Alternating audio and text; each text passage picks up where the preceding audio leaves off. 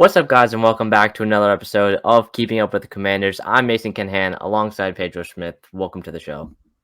Yeah, man, appreciate you having me on. It's a tough loss, but yeah, we're gonna get into it right now. Yeah, the Washington Commanders fell in Week 4 to the Philadelphia Eagles at Lincoln Financial, 34-31 in overtime in a game that had its highs and it had its lows. It was a roller coaster journey throughout the entire thing. We'll start with the bad because it was a loss, because there was definitely some things that did not go Washington's way through this one, and I guess we'll start with the players first, but we'll talk about the refs in a second. Playing wise, like, yeah, we got to start with the guy Emmanuel Forbes. It wasn't great. You had Forbes lined up against AJ Brown a good majority of the time. I think Brown Philadelphia did a good job of making sure. I don't think Forbes was following Brown the entire game. They just made sure that Brown always was up against Forbes, because just the size mismatch there was incredible. So Forbes let up a touchdown. Did he let up two touchdowns? I know he let up two touchdowns and some other plays as well. What were your thoughts on Forbes' performance? Yeah, I mean, first rounder. I'm sorry, there's nothing else you can say. I'm not gonna go into too much because I know if I say anything about Forbes, people go crazy. But Forbes had a bad game. I mean, he allowed a 50-something yard touchdown to AJ Brown, allowed the last touchdown that they scored, which low-key ended up helping us because we ended up having time to score. But that still doesn't mean it was it was a bad play. And the thing that sucks is both of the plays were the same thing. He bit on the double move and then got beat. It's just, you can't do that. And then the first one that was like a 60-yard touchdown, I thought his tackling effort was terrible. He definitely had a chance to tackle him and didn't. Whatever, man. Forbes was bad. He also got, Devontae Smith made a hell of a catch over him. But if he just touched the ball, at all, it would have been an incompletion because it was bobbling so much in Devontae Smith's hand. It was a great catch, but if he touched it at all, it was kind of the same thing as the Hail Mary against the Broncos, where he went up for it and he didn't touch it at all. And the same thing this time. And then he let up a couple other plays. I think it's on Jack Del Rio for having him on. I mean, I know they had some good matchups and stuff, but if you could have had Fuller, honestly, just on AJ Brown the whole game, or honestly, they loved having Forbes off the field. Last game, he played 41% of snaps. Honestly, he's getting cooked. Take him out of the game and put Fuller on him. At this point, if you can't play, you can't play. And today he couldn't. He wasn't matching up well against AJ Brown. AJ Brown's a great receiver, but I mean, you've been having him off the field a lot, so why not have him off the field and have Fuller on him? But yeah, I think Del Rio should have made some better adjustments. And I also didn't like the soft coverage, having they were just giving him free 7-8 yard receptions every time.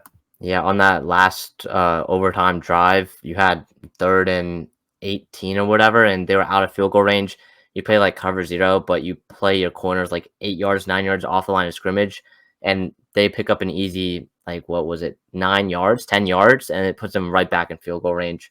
Overall, was not a great game play calling wise from Jack Del Rio, and I tweeted it earlier, but it's kind of funny how the defense was the one letting us down today, when many thought back in July and June the offense would be letting us down in games like this. The offense did their job. They got 30 points on the road, no turnovers, but it was the defense, and especially Jack Del Rio, who just could not call a good game today. We've seen him struggle so far in the other 3 games, and especially today. It was really what was one of the main reasons why that Washington lost this game. Yeah, for sure. You're asking I'm saying Del Rio's play calling and scheme was. Oh yeah, for sure. I totally agree on that one. Yeah. Forbes wasn't great. I think the linebackers. I mean, Jamin Davis had a better game than Cody Barton, but overall, both of them did not have a great game at all. Yeah, I thought Jamin Davis had a really good first half up until he had that penalty. I tweeted out Jamin Davis having a good game, and he has that penalty. Had a couple of great, not great plays, and then I think it was might have been overtime, could have been the 4th quarter. DeAndre Swift catches a pass behind the line of scrimmage. Should have been a 1 or 2 yard gain. It ends up being an 11-yard gain. Terrible angle there by Jamin Davis. That was a bad play. Cody Barton was getting dotted up. I thought Cameron Curl was solid today. Like he got a couple like Him a and penalty Forrest or too. two. What? I would say Forrest too was pretty solid. Yeah, He made they that one look good. loss. You know, he allowed a nice catch to Goddard, but like that was one of those where like it was a perfect, absolutely perfect throw, and it was a good catch. And Curl did everything he could have. Like that, He got I the feel like holding call that. though. What? He got a holding call in that play Yeah, though. he got a holding call or like an illegal contact, Yeah, but something like still, that. like I thought it was good coverage. Like once he got there, it was good coverage. But yeah, defense wasn't great today. I think the D line, honestly, they weren't as disruptive as we would like, would have liked them to be. I think we got, let me look, I We think it got was 3 sacks. 3 sacks, but like if you think about it, one of them was Cam Curl, which I can't really remember. So I think it might have been Hurts, like just running and getting like 1 or 2 yards lost. Yeah. Allen had one where Hurts just ran out of bounds. Like I'm not really counting that. Like if like PFF's not going to count that, like when they look at the things. The D line as a whole like pressured him out, but like it wasn't really a sack. The guy just ran out of bounds 1 or 2 yards, behind the line of scrimmage. Chase Young had a sack. I think Chase Young Sack. Yeah. He probably had the best game out of any of the D linemen. Montez Sweat, I think he had one play where he got to the QB and it was almost like a fumble. And then I really didn't see much from Deron Payne today. Jonathan Allen again, I think he had an okay game. Would like to see, though, more from your D-line, honestly. Would like to see more from your D-line. Yeah. And, yeah, Cody Barton was terrible. And then, man, this rookie class, though, like, I don't want to, like, talk about it too much, but you got Emmanuel Forbes, who at best, has looked okay through the first 4 games. And I think, honestly, I don't agree with him being okay through the first 4 games. I think he had a good game against the Cardinals. And then the Broncos game, I thought he struggled. The Bills game, I didn't think he was that good. And then this game, he was awful. Yeah. So at best, you can say he's okay, but probably worse than that. Quan Martin, I mean, he's been injured. Yeah. Snap. I mean, he only missed 1 game with a concussion. I don't think that's the reason. He got hurt today, too. Really? So, yeah, at the beginning of it. I was watching in the car. I was watching the car for the first like 4 or 5, like on our touchdown drive. So I missed a little bit. So what happened? I don't know exactly because it wasn't like he went down or anything, but I saw the team tweeted that he was questionable to return, and I don't think I saw him for the rest of the game.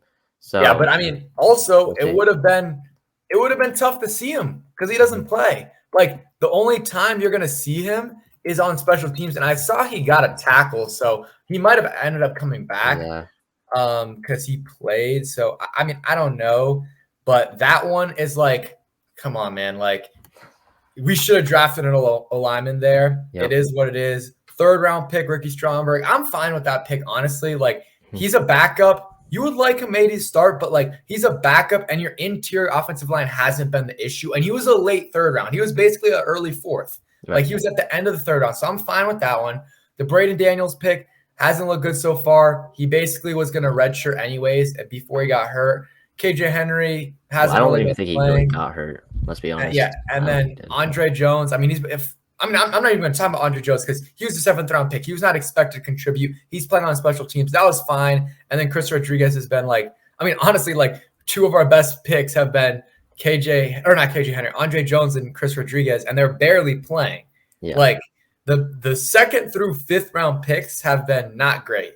Besides maybe Ricky Stromberg, who we haven't really been able to see. Honestly, and this is kind of going off topic, but Andrew Wiley, man, like I would not mind benching him. This is what I would do. Either bench him and put Lucas at right tackle, or give him one more chance, move him inside a guard, and switch Cosme out to tackle. I don't know. I just don't think you can keep the same thing because he's awful. He sucks. Yeah. Well, Cosme's playing so well right now at right guard. You might just want to keep him there. I think they would be more likely to bench him for Cornelius Lucas at right tackle rather than moving Cosme outside and moving Wiley inside. But yeah, Wiley, he gets like false starts at the worst possible times. It was I think it was in the 4th quarter, I believe, right? And yeah, it was 3rd and 17. Sam Howell got sacked. Being 3rd and 22. Yeah, he led up the Sam Howell sack on 2nd and 10, I believe, and then 3rd and 17, he gets a false start, and it's 3rd and 22 or whatever, and they had to punt it away. So it was not a good game from Wiley, Forbes, Cody Barton, a lot of people on the defense, to be honest. And then offensively, offensively Wiley, but beyond that, like no, everyone else was kind of contributing. Howell got sacked 5 times. I would say a good majority of them were on him, but beyond that, like it was a great game from Howell. But anything else you would say that went bad in this game? Special teams. Special teams has been awful. I mean, Tressway, like I love the guy, but like that, like we didn't even need a good punt. We needed a great punt. Like we needed one of those like classic Tressway, pin him back, and then we got the opposite of that. I don't know how long the punt was, but it was less than 40, I think. I mean, if you can pull it up. Yeah, I can pull it up real quick. But that was bad. It was 29. Yeah, 29-yard punt. 29-yard punt. I mean, at that point, you might as well just go for it. I mean, like, I wasn't necessarily pushing for them to go for it, but I was like low key, like the way the defense is playing and the way the offense was playing. Like, again, I don't think they should have, but like, I wouldn't have been like, Rivera, what are you doing? Because it was it would have been 4th and 5. Yeah. I mean, I guess we can talk about the. I'll finish off the special teams and then we can talk about the Terry thing. But yeah, that punt was bad. The return game, like I know people hate Dax Milne, but like let's keep it real. Like Jamison Crowder isn't a god. He had that nice 14-yard return, but he also had the bad fair catch where I don't know what he was thinking because he did the motion twice, and then he starts running, then he's acting like he didn't do it. He clearly did it. And the kick returning, I mean, Gibson had a 29-yard return. I mean, you can't really take too much into account for that because that was a 15-yard. The Eagles were 15 yards back, but I don't know, man. Special teams needs to be better. Combine the kicking unit, which has been shaky this year, with the punt coverage, which they actually scored. They averaged like 13, 14 yards a return today. I think the Eagles did, and it just hasn't been good on special teams. And like, if our special teams was better this year, we probably win. And then I guess the Terry play. I don't know. I'm not gonna people were going crazy about it. Like, he was 100% in. It's tough. Yes, I know that some pictures you see his foot and it looked like there's space in between, but like you don't know 100% that his foot's down there. It probably is. But they called it incomplete on the field. So like, again, I think he was probably in. If I had to bet money on it, I think he was in, but I'm not going to say that's why we lost. Like, exactly. It was a tough call. That, and also the false start on the on the QB sneak too. On every play. On a lot of plays, but especially on the 4th or 3rd and 1, I think maybe it was either 3rd or 4th and 1. I think it was 4th and 1 in overtime, which I think it was the left guard that moved way early, and then the ref didn't get out of the play before the ball was snapped. But again, like, you cannot just based on those 2 plays, you can't say Washington lost. Like, there's so many other things that happened during this game that basically made Washington lose. It's not just on the refs. Like, you can't say it is. So it was kind of some bad breaks for Washington for that Terry catch and some other stuff, but again, it wasn't entirely on the refs. And we got some lucky calls too, I think. I agree with that too. Darius Slay penalty on Terry. I didn't really see much there. Maybe a holding, but I honestly didn't see much. And then there was some other couple plays, and we got some questionable calls against us too. I think the refs overall, like, again, they weren't great, but like the false start thing is like a league-wide thing. Like, the Eagles always do that, and they don't get called for it. So at this point, like, it's just the rules, but it is what it is. Yeah, and also, like, Philadelphia gave us chances. Hurts gave us chances to that like helped us again. So on defense for Philadelphia, you had a few holding calls on 3rd downs that kind of like allowed us to continue drives, and then the Hurts intentional grounding in overtime, which was huge too, because if refs didn't call that, then it would have been a lot easier field goal for Jake Elliott. So there was some, like, Philadelphia gave us chances and gave us moments where Washington could capitalize off of, and it just didn't happen. One more thing on Emmanuel Forbes, you kind of brought up, like, we had chances. The man, I don't want to get into it too much, but the man was supposed to be a ball hawk. Yeah. He's probably had like seven possible interceptions this year. I'm not gonna say 7 drops because some of them are tough, but like for a guy that was supposed to be a ball hawk, he has been like below average in terms of being able to catch the ball. Even his interception, he almost dropped it. Yeah, it should have been a pick 6, and he ends up dropping it. And then today he had the one where like it would have been a tough interception, but AJ Brown brings him down. He had like at least 1 or 2 others. He had either 2 or 3 opportunities today in this game that he could have picked it off. I mean, again, I don't want to go in like I don't want to like bury the guy so much, but like for a guy that was supposed to be a ball hawk, like, I need to see more from him in that department. Like it's one thing if you're getting beat all game or sometimes in the game, but you're getting interceptions. Okay, not amazing, but at least you're getting interceptions. Like Trayvon Diggs in that year where he got like 11 interceptions. He's getting beat hella, but he's also getting interceptions, and turnovers are huge.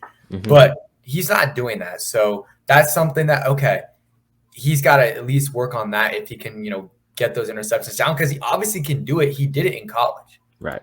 And yeah, like there was one play where well, you could tell like there's multiple times where Forbes knew he could have picked it off, and he's kind of just like lying there on the ground for a second and mad at himself because he knew that he could have picked it off, but he just either didn't have the right step or he just didn't have the right jump or something like. But yeah, there was multiple times where he could have had an interception, which again, neither team had a turnover the entire game. If Washington won that turnover battle and had 1 and Philadelphia had 0, Washington, I believe that Washington could have won this game if they got 1 turnover. That's it. Yeah, so like again, you put up 31 points on offense and you still 31 points, no turnovers, you still lose the game. That's hard to beat. Like that. And the defense doesn't give you any turnovers. Like, I mean, this game's on the defense. I mean, you can't really fault the offense too much. I mean, they didn't turn the ball over. And I mean, there was a couple plays again. The Jahan Dotson drop was big because I think they score on that drive if that doesn't happen. And then the Terry catch was unfortunate. I mean, like there was nothing Terry could have done there. Like his foot was on the guy's hand. It was tough. This is only negative on the offensive side, the offensive line. I mean, they still weren't great, especially Wiley. Like, they got to figure that out because, again, it's not like a D-line where you can have, like, 2 guys or 3 guys that aren't great and then 1 guy that's, like, amazing. Like, on offensive line, like, if you have 1 weak link, like, you're kind of screwed. Like, you can help him out a little bit, but, like, so Wiley, I wouldn't give him another week. I mean, maybe you give them the Bears game because, again, that's like that should be a gimme. Short week. Yeah, that should be a gimme win. But and I'm not going to say any, like, I don't want to be like it's a gimme win, but, like, it's as close as you're going to get to a gimme win. I mean, the Bears are 0-4. They just lost to the Broncos after being up by a lot. Like, we beat the Broncos, and I think the Broncos are even worse than what they were against us. Like, I feel like after that deflating loss, like I feel like I don't know, they're even worse. And I don't know. I feel like we should beat the Bears by 2 scores. Like we said about the Cardinals, but I feel like this team right now, like we got to beat them by a lot. And I think this is getting early, but in terms of keys to victory, like run the ball against, like if you want a guaranteed win, just run the ball against the Bears. I mean, I haven't even looked at their stats against the run and stuff, but like the only way you lose against the Bears is turnovers. Like if Sam Howell drops back and gets sacked a couple times and fumbles it or throws some interceptions, that's how you could lose. But if you just run the ball, like our team is a lot better than theirs. I think we should be able to win the game like that. But if Wiley is like bad and he gets beat a couple times and, allows a, forced fumble, then that's how you could lose a game. I'm just saying. Yeah, and Washington today, I know against the Eagles defensive line, that's one of the best in the NFL. They averaged 3.8 yards per carry, so it wasn't great. The run game never got going in today's game, which they had some long runs, like Robinson had a 15-yarder, Gibson had a 10-yarder, but beyond that, like it never really got going, and that just sucks. Yeah, if you're trying to focus your offense on the run. Yeah, and I didn't like there was a couple of calls. The Logan Thomas, QB run the first time was fine, but doing it twice in a row, like I just didn't like that. And what ended up happening? So we got the false start, and it ended up being 3rd and 6. Did we get it or no? I'll have to look at it. I think we did. When was that? It was like third quarter, I want to I say. feel like it was the third quarter, so we probably didn't get it, honestly. No, we got it. It was John Bates. Oh, Wait. he got a catch? Wait, no, hold on. Because it should have been 3rd and 6. 3rd and 6. Yeah, we got it. It was Curtis. Okay, but And besides the then we scored a point, like touchdown. that could have been bad, and you don't do the same play twice, and or it wasn't a false start; it was a legal formation. But yeah, you don't do a play like that twice. And then also, what was I don't want to get into Bieniemy too much because I thought he had a really good game, but the play at the end of the game or at the end of the fourth where he has Howell throw it to Pringle at like the 5-yard line. What the hell was that? I think because if he catches that, game's over. So I don't know what that was. If the plan was just to have him throw it away to like get the clock down so that it's guaranteed 0 seconds, I doubt that's the case. But that would be a better explanation than what happened because that could have been a disaster. Yeah, I was thinking that through that too. Like, does he try and get a hold or something? Does he draw something up and then tries to get a hold to make him get closer? Yeah, but then like that. The thing is, like, if you do that, you're risking getting a hold too on your offensive line. That's terrible, or not terrible, but not great. Yeah, and I don't know. Maybe I think it was Curtis, by the way, not Pringle, but maybe he like just ran the route a little bit short. Maybe it was just supposed to be right at the goal line. Not really sure what happened there, but also like Hal threw it to him, like he knew where he was. Like I don't know, that was just fishy to me. Yeah, but yeah, beyond that, that was the bad. In terms of the good, I would say there's a lot to look forward to if you're a Washington fan, especially at the quarterback position, because Sam Howell threw a career high 41 pass attempts today, and he completed 29 of them, 290 yards and a touchdown. Took 5 sacks, but overall, very impressive day from Howell. Yeah, I would give him probably like a B plus. I think I'd give him a little bit higher than that because here's what I'll say. The sacks hurt. The sacks, and then he had a couple misses. He had like Terry was open for what would have been like a 60 or like a long touchdown. And he overthrew him by a lot. Yeah. He also underthrew Dyami Brown by a lot. Like again, you're gonna miss those, but like again, that's a big play where you make that, you probably win that game. And then he had a couple other misses, and then the sacks. He was good. Again, he was good. A B plus is really good. Also, like for me, like to get an A, it's not only you have to like play well, but you have to like above, like you have to do something like super special. On his stat line, 290 yards, a touchdown, and no interceptions. Like that's good. But again, like to get that A, you got to be really, really good. And again, he was good. Like there wasn't really like he threw one pass that could have been intercepted. I did not like that. They threw it on 1st and goal at the like 1.5. I thought they should have just ran it with a Robinson. But I thought Howell was good. Terry was good. Yep. Dyami Brown had a couple nice catches. Yeah. Shout out Dyami. Sam Howell, like going back to him for a second, he threw to 9 different receivers today, and that's kind of been one of the big themes that Eric Bieniemy has like in his scheme and stuff throughout the first 4 weeks. He's throwing like 7 or more different receivers every game. And today, like you had Byron Pringle, Dyami Brown getting catches, John Bates and Brian Robinson out of the backfield getting catches as well. So like Sam Howell is spreading the wealth around because this is another game where everyone was getting involved. Yeah, I would say like I like that, but also don't like that at the same time. Like I'd rather have Terry or Jahan or Curtis getting those targets instead of Byron Pringle, who got late. It seems like they give him late game targets for some reason. They did that. Yeah. It might have been in the Broncos game as well. I mean, I would like on the field for some pretty key plays down the stretch, like some exactly. third downs, which was kind of surprising.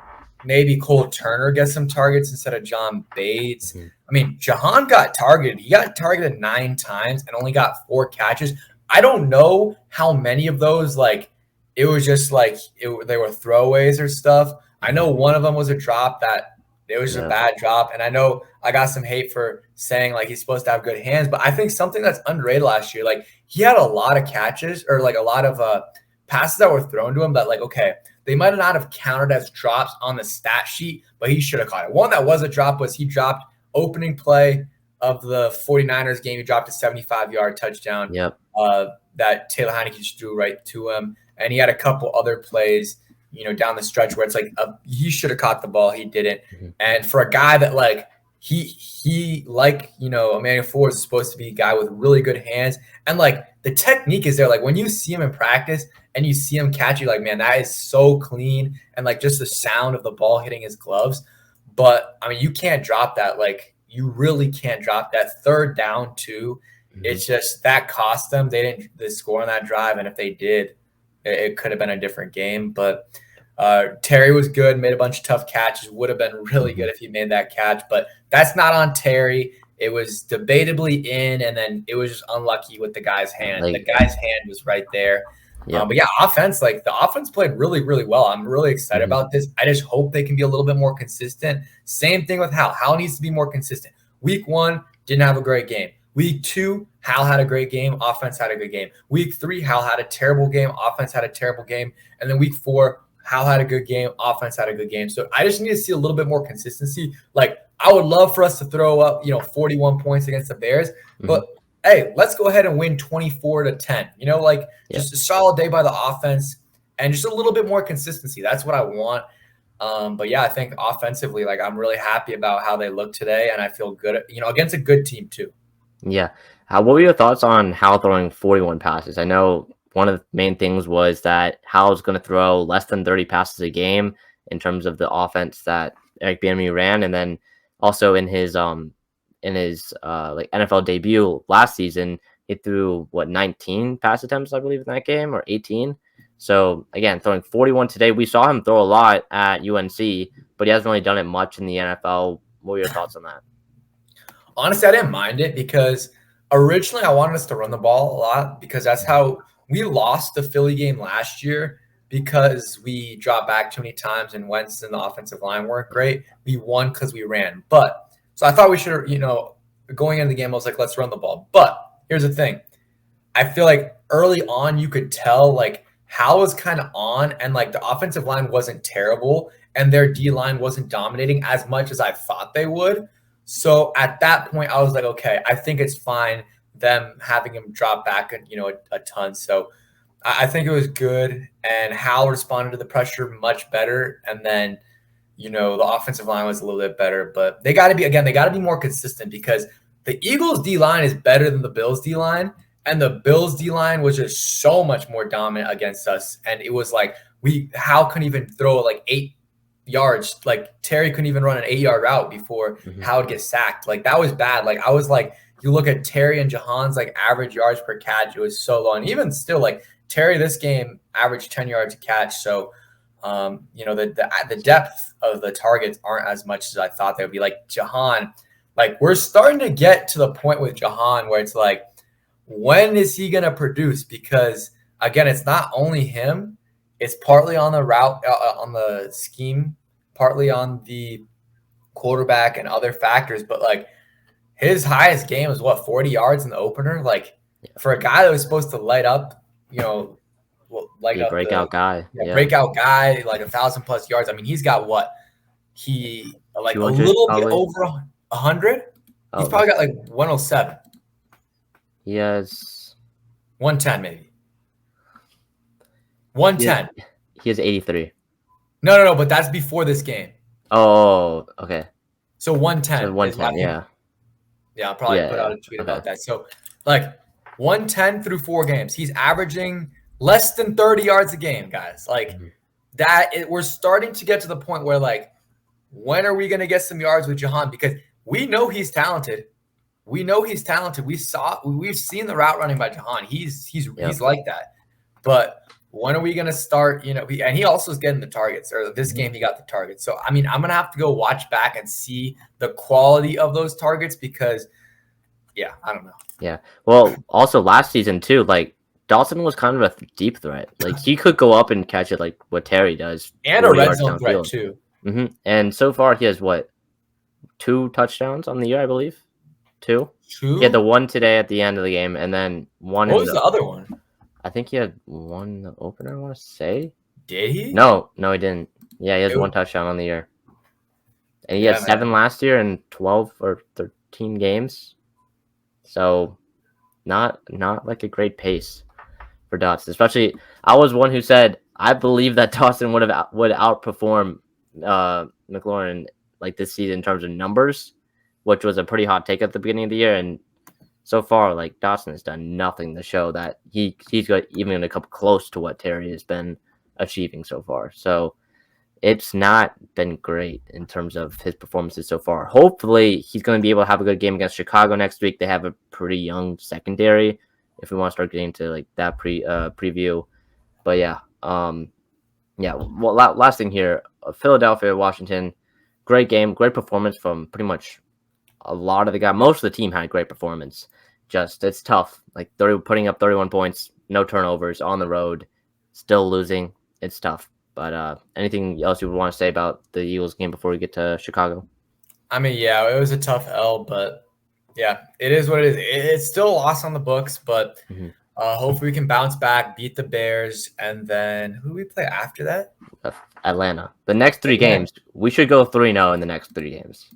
Yeah, I mean, you got to win those 3, honestly. I mean, minimum 2, but those are the easy. It's what? Atlanta. It's Bears, Atlanta, New York. Yeah, man. I want to win that Giants game so bad. Please, please, please. But yeah, Bears game, I'll be there actually. So okay. Big game. I mean, I think it's a must-win game. I think it's a must-win game. You cannot start 2-3 when you're playing up against the Chicago Bears. Yeah, not when you're playing the Bears, Cardinals, and Broncos.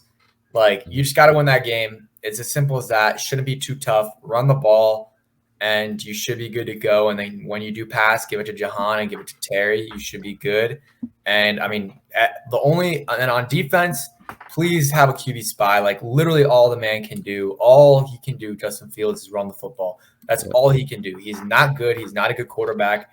And as long as you play discipline as a defensive line, pressure him. But, again, don't let him get, step into the pocket or outside the pocket and get, into his rush lanes. And, just that's how you're going to lose. That's how you're going to lose. And so if we're able to, keep him in the pocket, I think we should be able to win this game, force a couple of turnovers. I mean, Justin Fields is not that guy. Like, honestly, it's just. I will say today he was 16 of 16 with 3 touchdowns at one point today. He was good, but he did play the Broncos. But then it was the Broncos defense. And then in the second half, like, Eberflus just ran the ball every play. So I don't know what the plan is in Chicago. And I don't think the play calling is nowhere near the play calling and the coaches that we have in Washington. So overall, I would say Washington is better than Chicago. They should come out, start fast against the Bears, and continue it and maintain it throughout the entire game. But, I like we said about the QB spy. You cannot have Justin Fields running for 80 yards on Thursday because he's going to have moments where he's going to get out of the pocket. You need to make tackles, something that Washington overall has done well for the most part, I would say, this season. There's been moments like the Jamin Davis moment today against DeAndre Swift kind of just froze up. But, like, you got to make these tackles against Justin Fields. Overall, Washington's better than Chicago. We should win it. Oh, yeah, for sure. And then I will say the Atlanta game, Ritter today in London did not look good. So we'll see what happens with them if they want to go to a quarterback change at some point. They play Houston next week, so Ritter should do better. But then again, like, I don't really know. The Texas defense has been playing kind of solid this year, so we'll see what happens. And by week 6, I don't think we'll see Taylor Heineke, but I hope we don't. Yeah. I hope we don't, because that could be a revenge game. And I think he's better than Ritter. I've never been a Ritter fan. I really didn't like anyone from that QB class. Out of everyone, I liked Pickett the most. But I still, like, after his rookie season, I was like, this guy isn't, like, I don't, like, there was so much hype. Like, I mean, obviously no one was picking the Steelers to, like, win 13 plus games, but I saw so many people saying they're going to be good.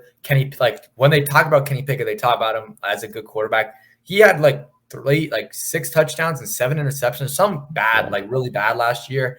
And then this year he's been bad. He hasn't been great. So yeah, I don't know. Yeah, I will say these next 3 games, it's the easiest stretch that Washington's going to have for the rest of the season. It doesn't get you. It just I mean, you have to minimum. Ideally, you win 3 games, but minimum 2. If you lose 2 out of the next, because I mean, let's keep it real. Like, the Falcons aren't a great team, but they're not a terrible team. Like, their defense is solid. Like, they can sometimes put up points with their run game. And then the Giants, I don't know what to expect out of them. The Bears is the only one that it's like, okay, you can count that as a W. And if not, then, I mean, hey, you're going to have to win a couple games you're not supposed to win. So Bears game is a must win. And then after that, you know, you got to win one of the next two, but ideally 2 out of the next 2. If you do that, you're in a good spot. You'll have 5 wins. You'll be what, 5-2? 5-2. Yeah, 5-2 against Philadelphia at home, week 8, which we competed with them today. We should be able to compete with them at home in week 8. And then beyond that, like at New England, at Seattle, it's not. You got to win one of those 2. You got to win one of those 2. And, you know, the Seahawks are a winnable game. The Patriots are a winnable game, but it's tough. Like, Howell could struggle against the Patriots defense with Bill Belichick. Always does good against these young QBs. Yeah, and then like New York again, which again you don't know.